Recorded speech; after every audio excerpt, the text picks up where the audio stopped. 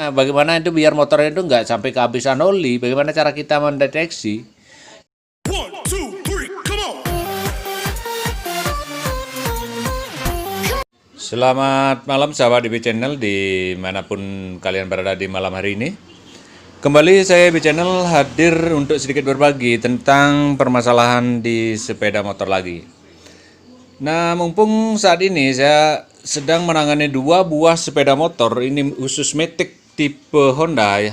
Dan kedua-duanya juga adalah tipe motor Honda Beat FI. Jadi kedua motor ini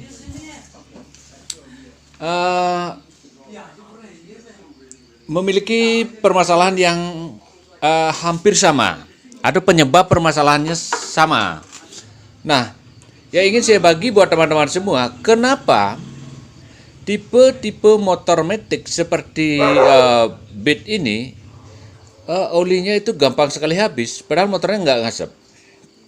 Karena pada tipe motor seperti ini itu hanya mengandalkan pendinginan daripada putaran kipas yang ada di sini.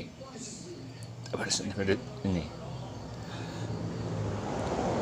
Jadi, karena kondisi untuk motor Matic secara keseluruhan atau secara umum, bahwa mesin itu posisinya ada di tengah. Di tengah artinya dia terbungkus oleh cover body.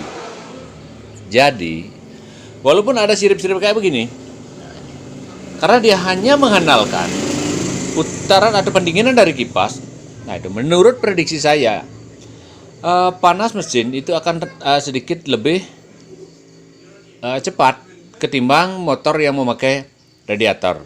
Ini sekali lagi teman-teman, ini menurut saya. Terus apa akibatnya jika sampai oli motor teman-teman itu lambat teman-teman ganti? Nah ini akibatnya yang sangat fatal. Seperti dua motor ini, kalau habis oli sudah pasti yang pertama akan kena adalah bagian stang seher seperti ini. Di motor ini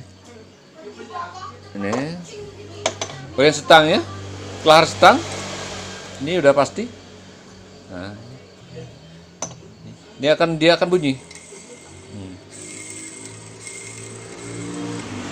Ini dua-duanya. Padahal motornya ini adalah motor baru, teman-teman. Hanya karena keterlambatan kita dalam mengganti oli dan kita kurang begitu memahami tentang kapan seharusnya oli motor Matic kita harus kita ganti. Terus juga kadang-kadang kalau sudah ini pemakaiannya mungkin agak lebih lama, itu akan mengakibatkan ngancing seperti di motor ini. Nah, ini seharusnya ngancing. Nih, udah keras ya, ngancing. Seharusnya udah ngancing. Karena kemungkinan ada ring sehernya itu antara pemuaian antara sehernya itu udah terlalu besar. Jadi dia macet di bagian blok sehernya. Nah itu teman-teman. Terus ada juga satu hal, ini yang menurut saya, kadang-kadang patokan yang dari pihak pabrikan itu, kalau motornya ini kita pakai di jalan atau posisi teman-teman itu berada di daerah pegunungan, yang jalannya naik, kebanyakan posisinya naik gitu, tikungan. Itu menurut saya, teman-teman harus mengganti oli di bawah kilometer yang dianjurkan oleh pihak pabrikan sendiri. Terus bagaimana jika yang dipakai pada jarak yang pendek-pendek? Nah, dia udah dekat-dekat biasanya. Terus kapan olinya itu harus kita ganti? Sebenarnya dari pihak pabrikan itu memberikan dua asumsi, teman-teman. Yang pertama adalah kita harus mengganti oli tidak lebih dari 1.500 km atau 1 bulan pemakaian.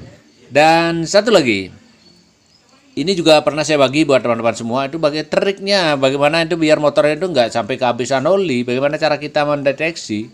Nah, seperti video saya yang terdahulu, caranya cukup mudah sekali. Di sini ada pengukuran, ini batas tertinggi, ini batas terendah. Ntar setelah motornya kita teman-teman standar double, ini kita masukin begini, ini. Setelah masuk full, kemudian kita cabut, jangan diputar. Nah, jangan diputar. Kita cabut dan kita lihat apakah di sini ada olinya apa tidak. Kalau batas di sini itu di olinya tidak ada, batas di bagian sini itu olinya tidak ada, itu artinya oli motor teman-teman itu kurang. Ada cuma sampai sebatas segini, itu artinya oli motor teman-teman kurang. Itu harus segera teman-teman ganti. Bagusnya adalah di bagian setengah ini.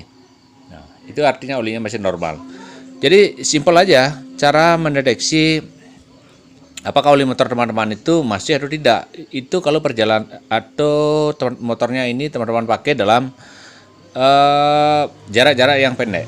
Nah itu. Oke teman-teman, cuma itu yang bisa saya bagi di petang hari ini. Semoga ini juga ada manfaatnya buat teman-teman semua, dan saya juga minta maaf jika apa yang saya bagikan atau ungkapkan itu mungkin berbeda dengan pendapat teman-teman. Jadi yang namanya kita sama-sama mau belajar, jadi saya tetap minta maaf teman-teman, dan silakan teman-teman berikan masukan-masukan di kolom komentar nantinya. Jadi mari kita belajar bersama teman-teman. Ya teman-teman, selamat malam dan terima kasih.